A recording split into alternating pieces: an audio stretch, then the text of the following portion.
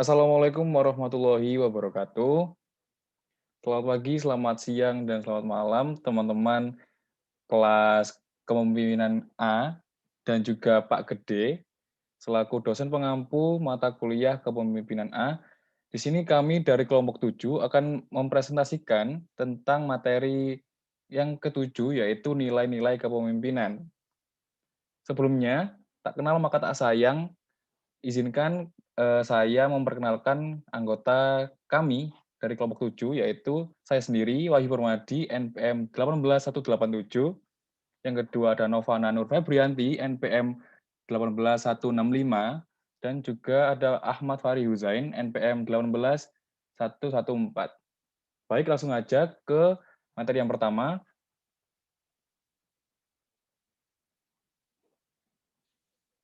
Ada sifat ideal seorang pemimpin, di mana ini menurut Miftah Toha pada tahun 1999 yang mencakup 4 poin. Yang pertama ada kecerdasan yang meliputi dimensi kecerdasan ada 3, yaitu IQ, EQ, dan juga SQ. Namun menurut Stephen Covey ada 4, yaitu IQ, EQ, SQ, dan juga ada PQ. Yang di mana IQ itu merupakan kecerdasan intelektual, EQ yaitu kecerdasan emosional, SQ merupakan kecerdasan spiritual, dan juga PQ kecerdasan fisik. Di mana selanjutnya yaitu yang kedua adalah kedewasaan dan kekuatan hubungan sosial, di mana pemimpin mempunyai emosi yang stabil dan punya kepekaan sosial. Kemudian yang ketiga, ada motivasi diri dan dorongan untuk berprestasi. Seorang pemimpin di sini mempunyai dorongan motivasi yang tinggi atau yang kuat untuk berprestasi. Kemudian yang keempat, seorang pemimpin harus punya sikap hubungan kemanusiaan. Pemimpin yang berhasil mau mengakui harga diri atau kehormatan para pengikutnya dan juga mampu berpihak kepadanya. Next.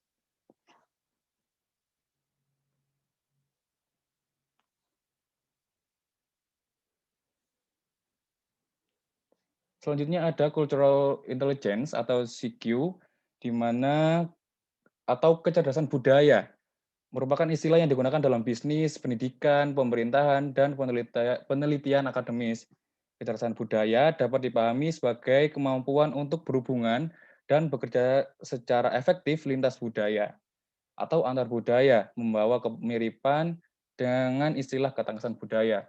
Di mana dalam buku yang berjudul Cultural Intelligence, Individual Interaction Across Culture pada tahun 2003 yang ditulis oleh P. Christopher Early dan Song Ang, yang dimana dalam satu kutipannya yang berisikan kemampuan seseorang untuk beradaptasi saat ia berinteraksi dengan orang lain dari wilayah budaya yang berbeda. Next. Oleh karena itu, orang dengan cultural intelligence yang tinggi dapat membaur dengan sangat baik di dalam berbagai situasi yang berkaitan dengan foreigner, sehingga dapat menggunakan metode bisnis yang efektif, sehingga tujuan dapat tercapai atau goals-nya dapat tercapai. Next. Kemudian ada sifat-sifat yang harus dimiliki oleh seorang pemimpin, di mana pendapat ini merupakan menurut George R. Terry, meliputi 8 poin yang mencakup poin pertama yaitu seorang pemimpin harus penuh energi jasmani maupun rohani. Seorang pemimpin apabila punya energi yang positif, niscaya anggotanya juga ikut menangkap aura positif tersebut. Kemudian yang kedua, seorang pemimpin harus bisa mengendalikan emosi dimanapun dan kapanpun. Sehingga seorang pemimpin dituntut untuk mempunyai manajemen emosional yang baik. Selanjutnya, yang ketiga, yaitu seorang pemimpin wajib mempunyai wawasan yang luas tentang hubungan sosial. Kemudian yang keempat, yaitu seorang pemimpin punya keinginan menjadi pemimpin dari dalam diri, sehingga melaksanakan tugasnya sebagai seorang pemimpin harus dengan ikhlas dan juga all out, seperti itu. Kemudian dan nomor 5, seorang pemimpin harus cakap mengadakan maaf maksud saya mengadakan komunikasi yang baik. secara lisan maupun secara tertulis. Dan juga seorang pemimpin harus cakap dalam mengajar dan juga cakap dalam bidang sosial, yang artinya suka menolong, senang bila orang-orang bawahannya maju, ramah, menghargai pendirian orang lain dan lain sebagainya. Kemudian yang terakhir, seorang pemimpin harus cakap dalam teknis, yang artinya seorang pemimpin mempunyai kecakapan dalam merencanakan atau mengorganisasikan, mendelegasikan kekuasaan, dan juga dalam mengambil keputusan. Baik, materi selanjutnya akan dijelaskan oleh rekan kami, Novana, silakan. Terima kasih Wahyu. Saya akan menjelaskan tentang nilai kepemimpinan. Nilai kepemimpinan merupakan nilai yang timbul dari pengalaman pribadi seseorang. Nilai tersebut membentuk dasar perilaku seseorang yang nyata melalui pola perilaku yang konsisten dan menjadi kontrol internal bagi seseorang, serta merupakan komponen intelektual dan emosional dari seseorang.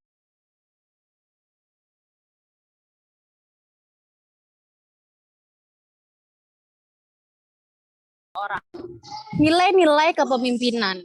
Nilai-nilai personal antara lain kejujuran dalam perkataan.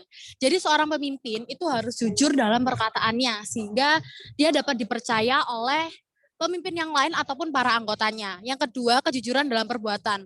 Bersikap jujur dalam perbuatan merupakan salah satu hal yang sangat penting untuk menjadi seorang pemimpin karena dapat dicontoh oleh orang lain atau halayak yang lain. Yang ketiga ada penerimaan keadaan diri, penguasaan diri, penyesuaian diri dan kemampuan untuk maju. Kemampuan untuk maju ini perlu untuk seorang pemimpin karena sebuah perusahaan semakin ke depan pasti semakin maju dan berinovasi. Selanjutnya ada komitmen, antara lain mengembangkan nilai-nilai dalam organisasi, menjadi bagian dari kelompok dan profesional. Sebagai seorang pemimpin, kita harus menjadi seseorang yang profesional dalam semua hal. Tidak boleh mengedepankan masalah pribadi dan tidak boleh egois dalam masalah pribadi. Kita harus mendahulukan masalah berorganisasi atau kelompok. Ada juga sikap kerja, antara lain tidak menunda pekerjaan, bekerja sama, tidak menunggu perintah, berinovasi dan fleksibel.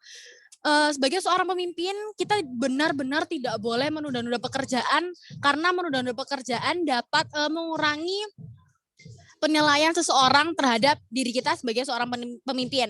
Sebagai seorang pemimpin, kita juga pastinya harus bisa bekerja sama dengan orang lain dan dengan orang banyak. Selanjutnya,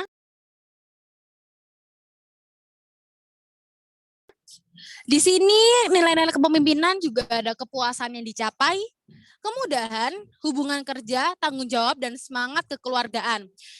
Tanggung jawab sebagai seorang pemimpin itu sangat besar, sehingga dalam diri kita sendiri untuk menjadi seorang pemimpin sudah harus ada sikap tanggung jawab terhadap semua hal yang sudah dia lakukan. Selain itu juga kita harus membuat hubungan kerja yang baik untuk pemimpin yang lain ataupun untuk anggota yang lain. Selanjutnya, yang terakhir ada disiplin kerja, antara lain menggunakan pedoman kerja, mengikuti prosedur, manajemen kerja, dan alokasi waktu kerja. Dan terakhir adalah kualitas kerja, antara lain kejelasan langkah kerja, kesesuaian dengan rencana dan prosedur, dan kerapihan hasil kerja. Terima kasih, selanjutnya akan dilanjutkan oleh teman saya, Zain. Ya, itu tadi nilai kepemimpinan yang sudah dijelaskan oleh teman saya, Novana.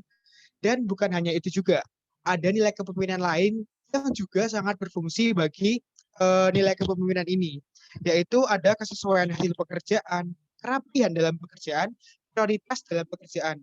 Ini adalah salah satu gambaran dari nilai-nilai kepemimpinan yang sudah dimiliki.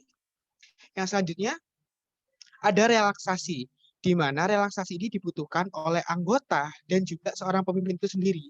Bagaimana seorang pemimpin menciptakan hal-hal kecil yang diperlukan sehingga bisa membuat kegiatan selingan atau hal-hal yang menyenangkan, agar nilai dari kepemimpinan itu dia miliki dan sampai kepada anggotanya. Dan yang ketiga ada harmoni. Harmoni adalah keselarasan. Keselarasan yang dimaksud adalah antara hubungan pemimpin dan anggota haruslah memiliki keselarasan yang akan, di mana keselarasan tersebut akan menggambarkan tercapainya tujuan yang akan ditargetkan dari pemimpin tersebut. Dan selanjutnya ada kreativitas. Kreativitas ini adalah daya cipta atau hal-hal baru yang dimunculkan.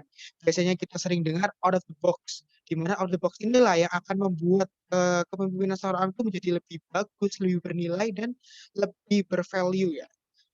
Oke, selanjutnya. Nah, bagaimana dari implementasi nilai kepemimpinan sendiri? Bagaimana kira-kira? Nah, implementasi dari nilai kepemimpinan sendiri adalah inovatif. Kita bisa keluar dari hal-hal yang biasa, hal-hal yang sudah dianggap, oh ini pasti seperti ini. Nah, itu akan kita keluar membuat inovasi baru. Bahkan kita bisa membuat menjadi disiplin. Hal-hal mulai dari waktu, pekerjaan, itu adalah nilai-nilai implementasi dari kepemimpinan. Dan selanjutnya ada aktif dalam berbagai kegiatan. Sebagaimana kita tahu, sebagai seorang pemimpin, kita pasti dituntut aktif, dituntut mengerti, dituntut paham. Berarti dengan hal itu, kita akan mengerti dalam keaktifan dalam berbagai kegiatan. Kita akan berpartisipasi dan kita akan antusias dalam semua hal yang kita ikuti. Yang selanjutnya, tidak kalah penting kita menghormati dan menghargai orang lain. Karena sejatinya kepemimpinan itu menghargai orang-orang yang ada di sekitarnya, menghargai anggota yang ada di bawah maupun orang yang ada di atasnya. Yang selanjutnya, mendorong seseorang untuk berprestasi. Bukan hanya diri sendiri yang berprestasi, namun orang lain agar prestasi tersebut bisa bermanfaat dan bisa berbagi dengan teman-teman yang selainnya. Dan seorang pemimpin sendiri juga pasti mempunyai prestasi agar meningkatkan kualitas dirinya. Dan yang terakhir, cerdas and be smart. Bukan hanya pintar pengetahuan, tapi cerdas dalam menyelesaikan suatu permasalahan. Sehingga hal tersebutlah yang didapat dari implementasi dari nilai kepemimpinan. Lalu, bagaimana kepemimpinan yang efektif? Kepemimpinan yang efektif adalah ketajaman penglihatan sosial, di mana ketika seorang pemimpin itu paham mengenai hal-hal yang ada di sekitarnya, orang-orang yang ada di sekitarnya, sehingga dia bisa melihat sisi lain dari anggota-anggotanya. Yang kedua ada kemampuan berpikir secara abstrak, sehingga bisa mengelola hal-hal yang tidak terduga atau mengetahui hal-hal yang ada di sekitarnya. Yang ketiga ada keseimbangan emosional. Ketika dalam masa sulit, ketika dalam masa senang, ketika dalam hal apapun, dia bisa mengelola emosinya. Sehingga seorang pemimpin bisa tahu bagaimana kondisi yang sedang terjadi dalam anggota-anggotanya. Dan yang terakhir, proses komunikasi dalam kepemimpinan. Kepemimpinan yang efektif akan memperhatikan proses komunikasi yang dimiliki oleh pemimpin dan anggotanya, sehingga bisa tercapai tujuan target yang diinginkan. Bagaimana? Sudah terpahami? Dan ini ada quotes dari seorang yang terkenal juga. Ia bernama Ronald Reagan. Ronald berkata, pemimpin terbesar belum tentu orang yang melakukan hal-hal besar. Tetapi pemimpin adalah orang yang membuat seseorang melakukan hal-hal besar.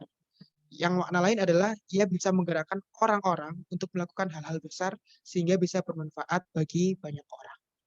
Nah, itu tadi dari presentasi dari kelompok kami. Kurang lebihnya mohon maaf. Semoga nilai-nilai kepemimpinan bisa diimplementasikan terhadap kehidupan kita sehari-hari karena itu penting dan bermanfaat bagi sesama. Saya Fahri Huzain dan teman saya Wahyu Permadi dan juga Novana. ya, kami mengucapkan terima kasih. Sekian. Assalamualaikum warahmatullahi warahmatullahi wabarakatuh.